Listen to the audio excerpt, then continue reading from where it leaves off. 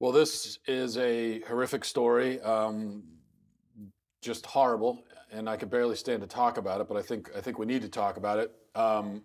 Last week, a 9-year-old girl named Maddie Whitsett, um, she was in the fourth grade, and she hanged herself, committed suicide. Now, her parents have said that their daughter came home from school that day. This was, I believe, last Monday. She came home from school, apparently in a fine mood. They were going to go to Chick-fil-A. She was excited about that, running around the house.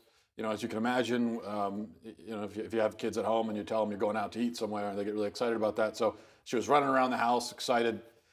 And then she went up to her room, and her mom went up a little bit later to get her and let her know it's time to go to lunch. And that's when she found her daughter hanging in the closet. Now, of course, you can't even begin to contemplate the horror of a scene like that. I mean, it's just unthinkable. It's the worst. It's the worst thing. It's the worst thing in the world. It's the worst thing that anyone could ever experience. And my heart aches for her parents. It's horrific. Um, well, when something like this happens, of course, the crucial question is why and how, you know. And to that end, it turns out that Maddie was often bullied at school. She had been subjected apparently to an especially vicious round of bullying on that particular day, according to her friends. So we know that bullying played a role here. It was a factor. And there is no question that kids can be really vicious to each other.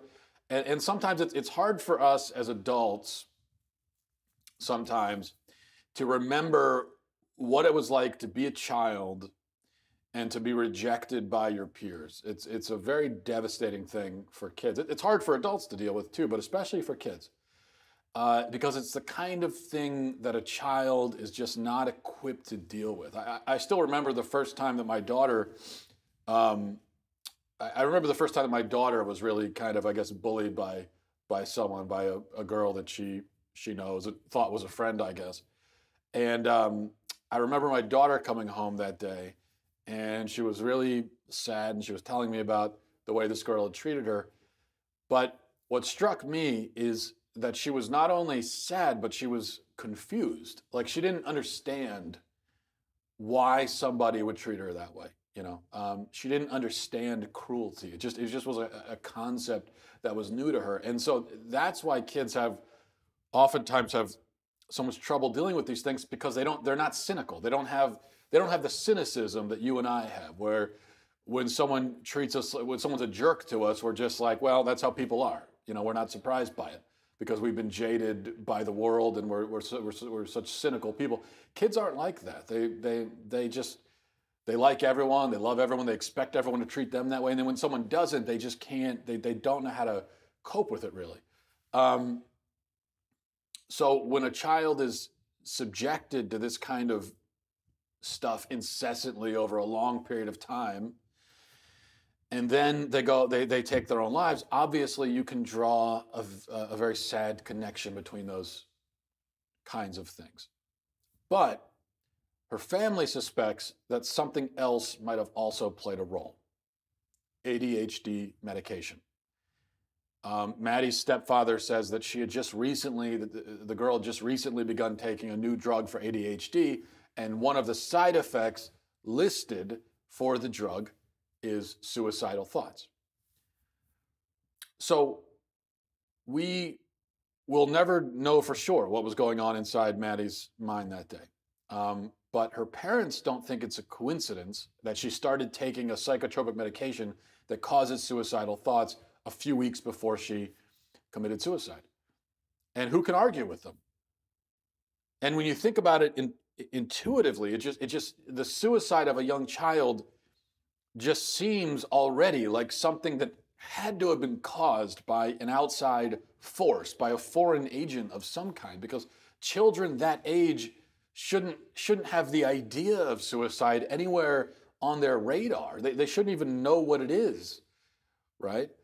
I mean, it's a terrible shock for anyone to commit suicide. Suicide is a a horrible, tragic, unnatural thing for anyone at any age, but a 9-year-old?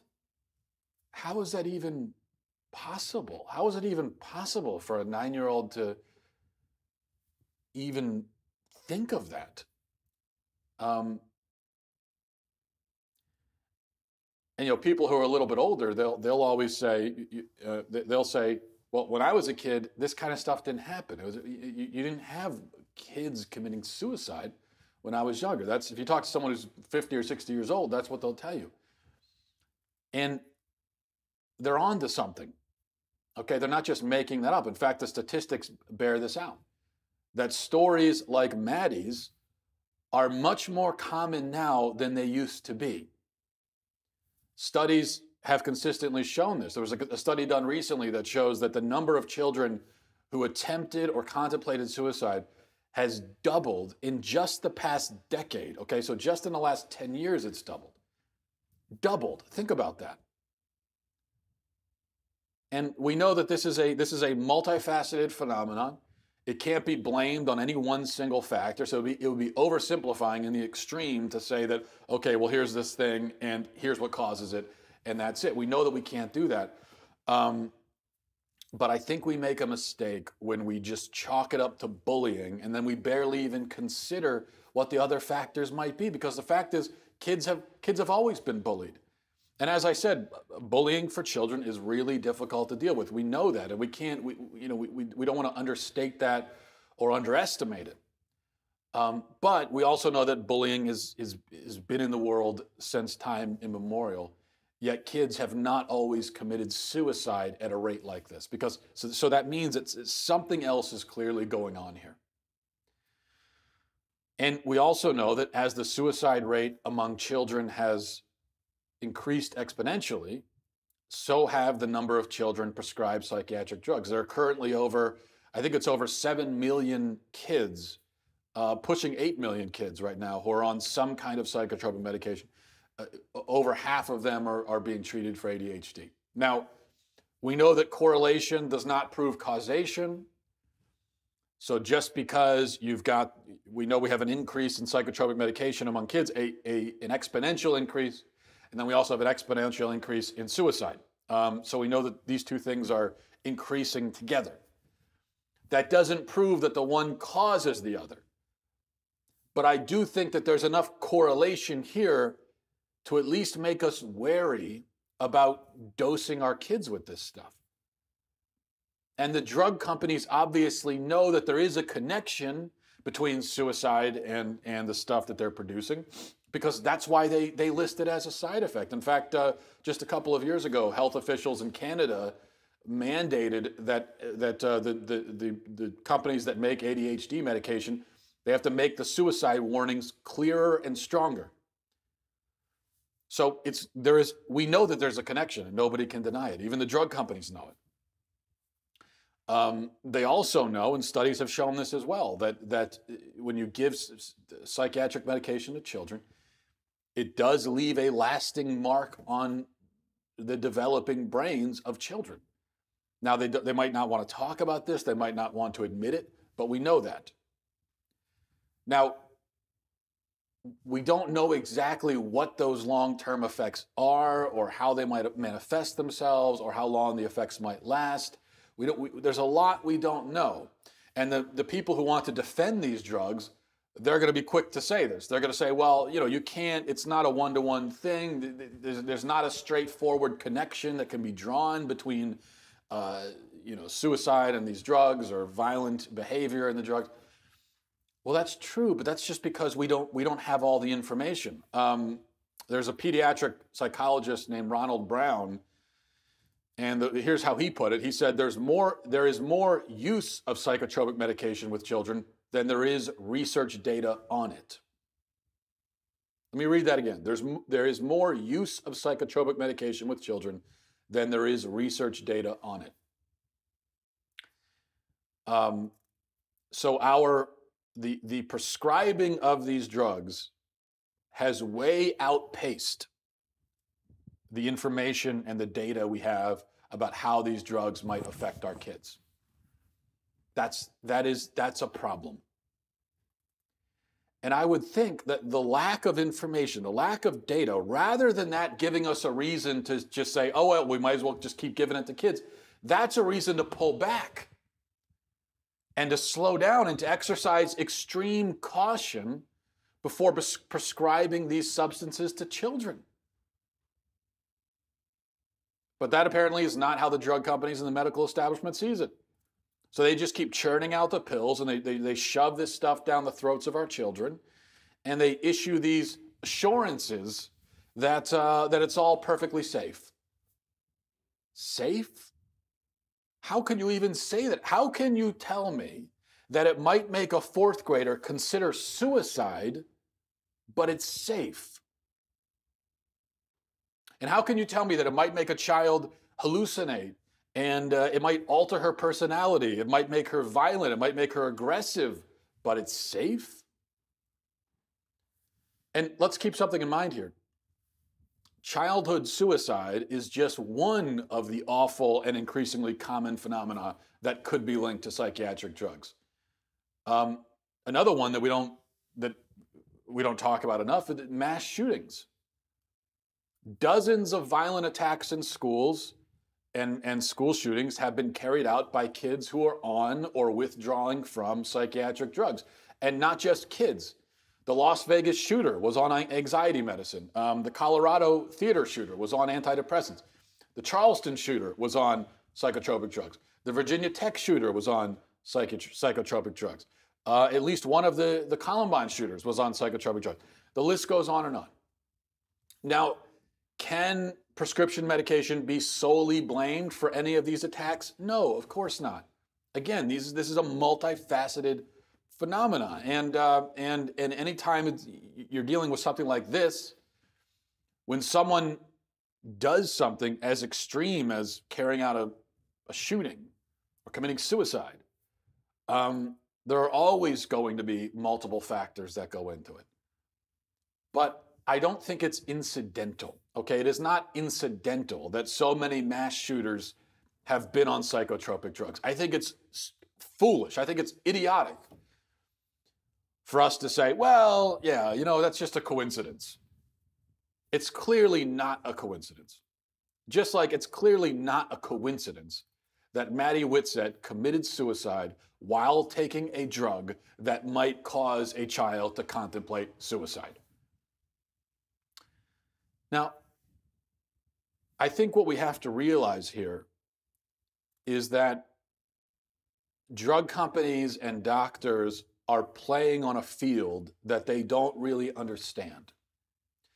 And they are making determinations that they really don't have the authority or the ability to make.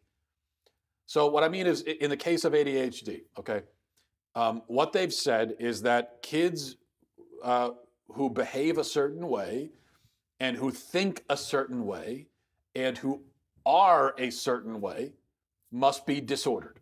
Okay, so what they're saying, in other words, is that a child, they're looking at an ADHD child and they're saying, well, that child shouldn't be that way. That is not how a child should be, okay?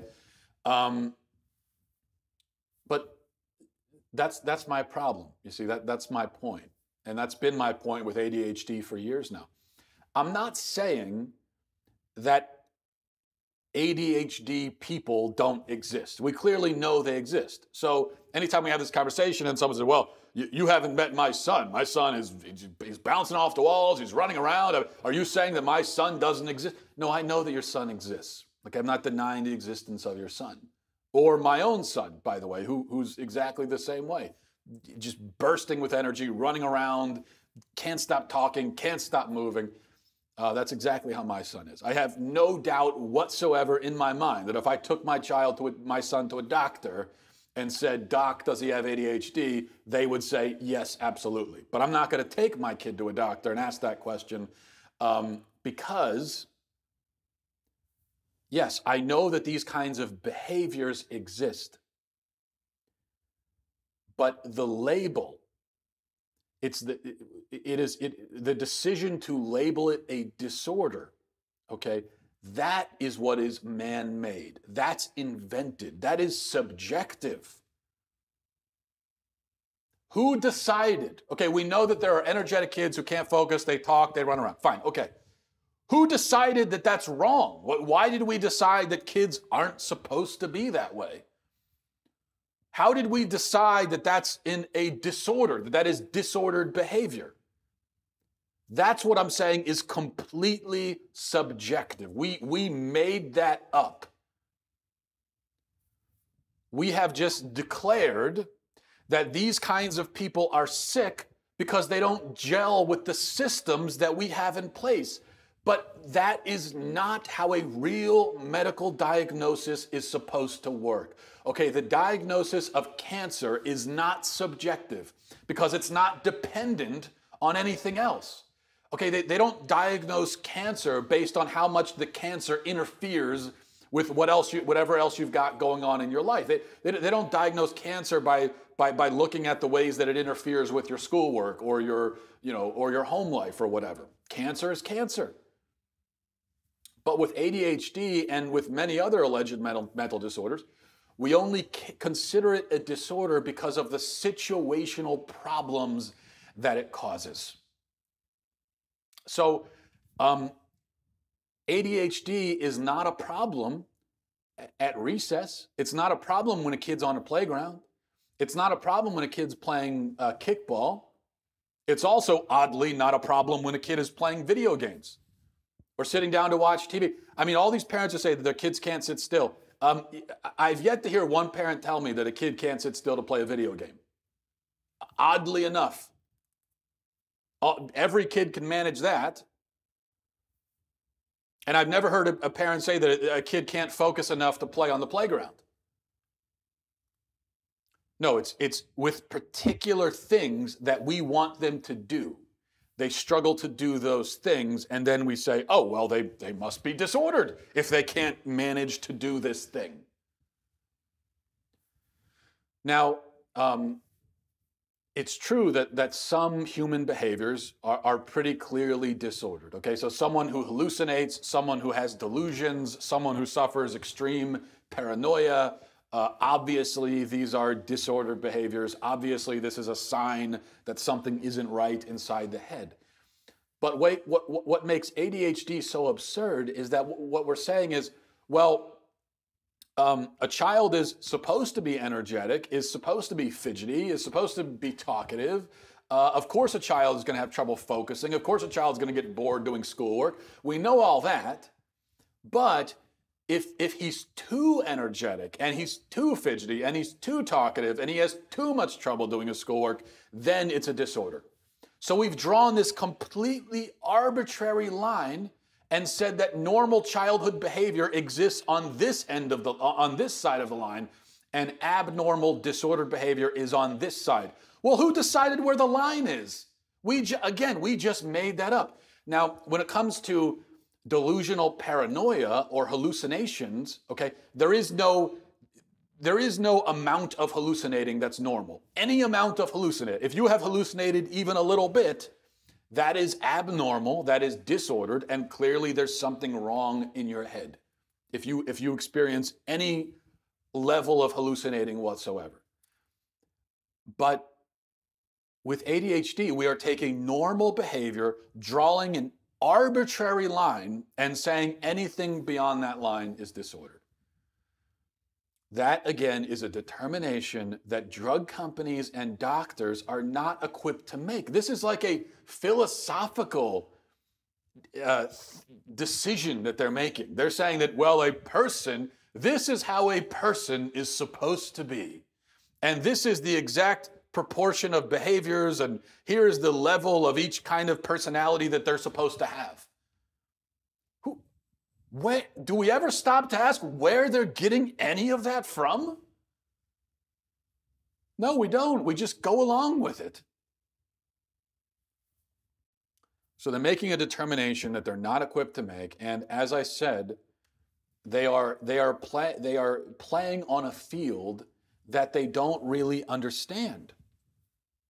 And that field is the human mind. And I say the human mind and not the brain because okay, we know we have brains. We have these physical things inside our heads, and we can look at those things and study them and everything else. But we know that the brain somehow generates consciousness, okay? And consciousness is what we call the mind. Now, here's the thing. Nobody actually understands how a physical thing like a brain can generate consciousness. Nobody understands that. No psychiatrist, no doctor, nobody working at any drug company actually fully understands how a brain can generate consciousness. This is one of the great mysteries of life. This is one of the things that people have been debating since the beginning of time. Yet with mental disorders, doctors are trying to treat disorders of consciousness, okay? Not diseases of the brain. Now, if ADHD was really a disease of the brain, we would just call it a brain disease. And there are things that we call brain diseases. Dementia, for instance, is a brain disease. So if a patient has dementia, you can do a scan of the brain, you can look at their brain, and you can see it. You can see dementia happening in the brain. And it's very obvious. It's something, the brain is being physically destroyed, physically and unfortunately irreversibly destroyed. So that is a brain disease. But with something like ADHD, you can't really do that. It's called a mental disorder because we have decided that the mind isn't functioning how it's supposed to. But we don't really know how the brain relates to or causes that malfunction. We don't. No matter what anyone says, we don't really know. Because if we did know, they would be able to diagnose ADHD by doing a brain scan. They wouldn't need to give you a personality survey. They wouldn't need to ask you questions about how you're doing at school. They could just look at the brain and see it. But they don't diagnose it that way because they can't. Because nobody really knows what the connection is. So we have erroneously declared that the mind isn't doing what it's supposed to, and then we have set out to correct the mind, even though we don't really know what the mind is. And that's what makes a side effect like suicidal thoughts so scary. How can a drug give somebody a thought? How can a drug, a pill that you put into your mouth, cause you potentially to think something? And not just think something, but have a thought that you want to end your own existence. I mean, just think about that. These drug companies are giving things to our kids and telling us that, yeah, it probably won't happen, it's rare, but it could cause your child to think that he wants to end his existence. How can a drug do that? They don't know. They really don't know. Yet they give it to our kids anyway. I think you could really make the argument that it is never safe to give something to a child that might cause them to think about suicide. Even if you tell me that there's only a 0.0001% chance, the fact that the drug has that ability, potentially, has that power, and the fact that we understand so little about how it could even do that, I think that's reason enough to, as I said, be extremely cautious with this, with all of this stuff. There might be, in extreme situations, if a child needs a drug like this, I mean, in a life-saving situation where there's something going so wrong with a child that they need the drug to save their life, well, then that's one thing. But the fact that we're being told, give this stuff to your kid so they can do their schoolwork, how is that worth the trade-off?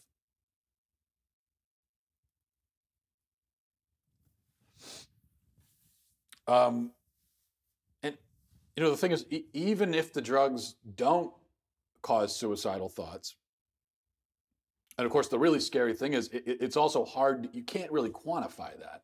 So doctors might say, yeah, it could cause suicide. It probably won't. It's very rare.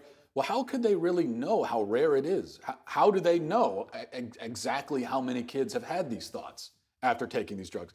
Again, they don't know. No matter what they say, they have no way of knowing. How are they supposed to know what thoughts are going on inside the head of a kid? Well, the only way they know is if the kid says it. But sadly, terribly, as we know with suicidal thoughts, most of the time, people who have these thoughts don't say it. Either because with a kid, they don't really understand what the thought is. They are scared, they're embarrassed, they're whatever. They don't bring it up. They're not going to tell you. So we know that these drugs have that ability. We know it does happen. We don't know how often it happens. We don't actually know how rare it is. Nobody does. Because we can't read someone's mind. But even if you take ADHD medicine, even if it doesn't cause suicidal thoughts, either way, it's the whole idea is that it's altering a child's personality. So just take my son as an example again. A child who certainly would qualify as ADHD, very energetic, running around, talking, all this kind of stuff. Well, if I give him a drug and suddenly he's not acting that way anymore, well, that's a change in personality. And what it also means, because right now my son runs around, does all that, because he wants to, because that's how he wants to express himself. So if you give him a drug and he stops acting that way, that means he doesn't want to act that way anymore. So something has happened in his head to make it so that he doesn't desire to be that way anymore and to act that way. But again, that's something with consciousness. There's something has been altered in his consciousness to make it so that he desires things differently and he experiences the world differently and he sees things differently. It's not a simple thing of, oh, it just calms him down. It's not that simple. We've clearly altered the way that his mind works, not just his brain, his mind. And again, nobody knows exactly how that works or what the long-term effects might be. Nobody knows. And so I think the drug companies and many doctors are being very cavalier about this.